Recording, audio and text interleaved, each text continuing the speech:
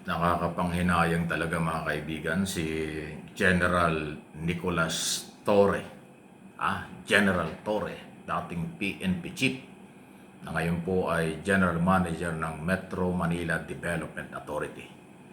Kasi kung itong si General Torre lang ay nagtagal, hindi na politika, hindi na haras, hindi na chismis dyan sa PNP, siguro madami ng mga wanted, pinaghahanap ng batas dahil mayroong court order, warrant of arrest na nahuli. Siguro pasintabi na sa kasalukuyang PNP chief, baka hindi lang ganito ang ating naramdaman. Baka marami na ho talagang natakot, nakasuhan, naaresto.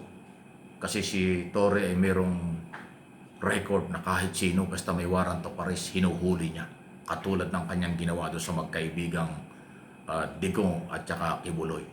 Parehong may impluensya sa kanilang paniniwala. Pero anong ginawa? Hinuli niya dahil mayroong court order. Yun ang kailangan natin pulis. At marami. Ilang buwan lang siya Parang 2-3 buwan lang siya diyan sa PNP as PNP Director General. Nagsisimula pa lang na chismis na or siniraan na, pinulitika na diyan sa PNP. At alam naman nating posibleng nasa likod niyan ay Department of Interior and Local Government. Na-impluensyahan ng siguro mga mas mai-impluensyang tao. Kaya ho, napilitang irekomenda at pinatulan ng Pangulo matanggal si Torre. Sayang na sayang.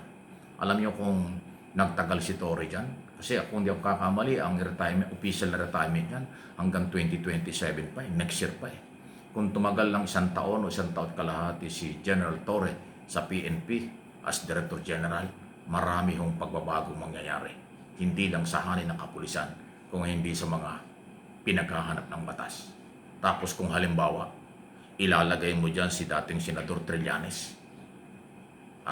Ngayon tapos na yung 1-year ban ng COMELEC.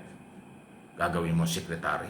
Tapos magkakasama at magiging mag-amo yung Trillanes General Torre laban sa mga kriminal, laban sa mga wanted, laban sa mga pasaway. Ay palagay ko, malaki magiging tulong nito kay Pangulong Marcos at doon sa inaasahan ng taong bayang pagbabago at pagpapatahimik sa mga umaabuso sa karapatan, umaabuso sa kalayaan, umaabuso ho sa ating mga batas. Yun ang layunin. Yung kasi ang trabaho ng DILG at ng PNP, Law Enforcement Agency, tagapagpatupad ng batas, tagapag-imbestiga at tagapagbibigay ng proteksyon sa mamamayan.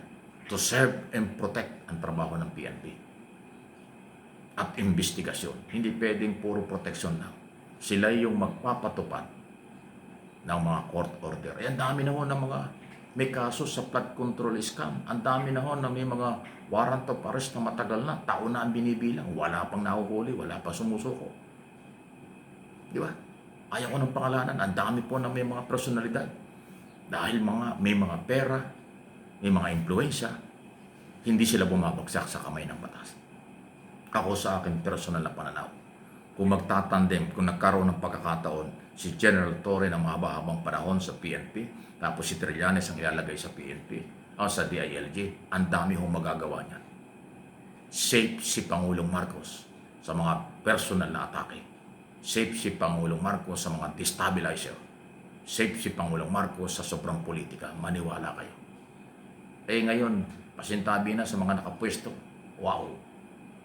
Puro papogi lang, puro press release, puro warning, puro sapanta, puro banta.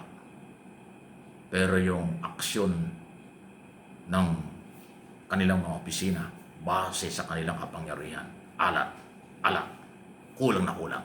Sa totoo lang, huwag kayong magagalit. Ang masakit nito, kaya ho talagang dinidiin ko itong ganitong klaseng mga issue. Tuloy-tuloy ang gastos natin.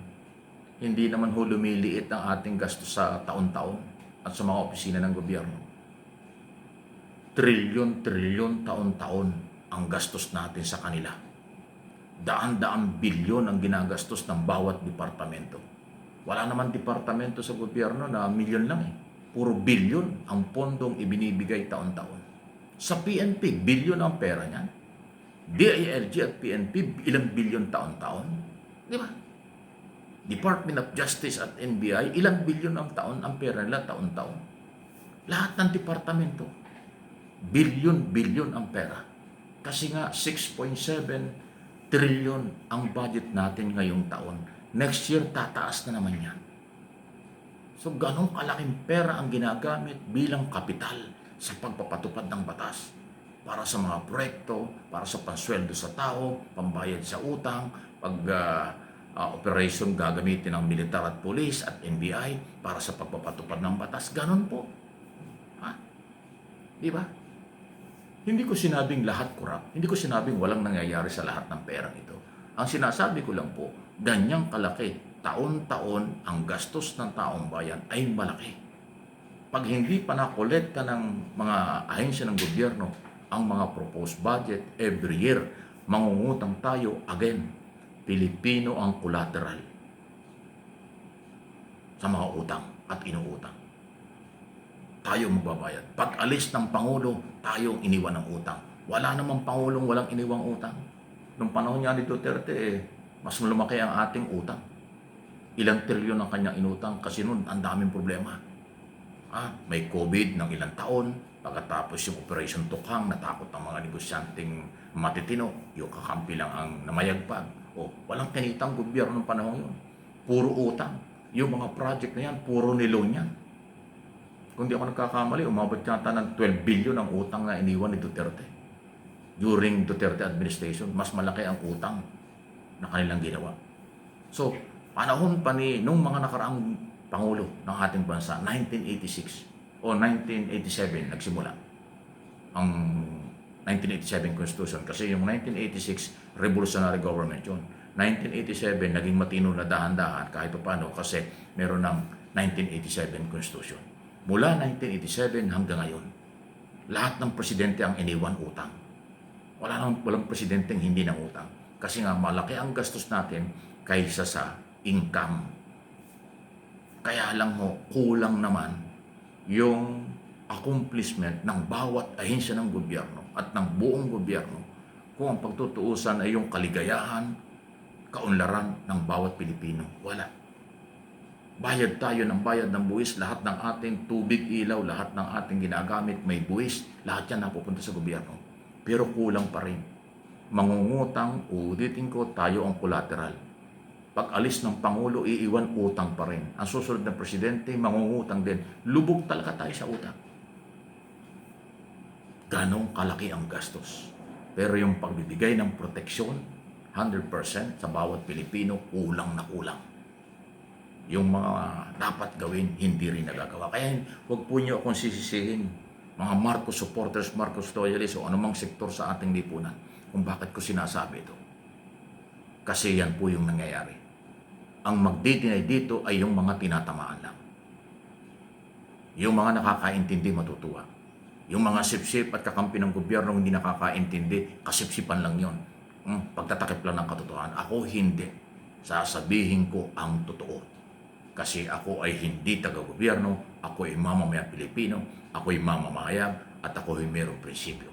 Kawawa ang mamamayan, kawawa ang maliliit, at magpapatuloy ito pag walang tunay na pagbabago.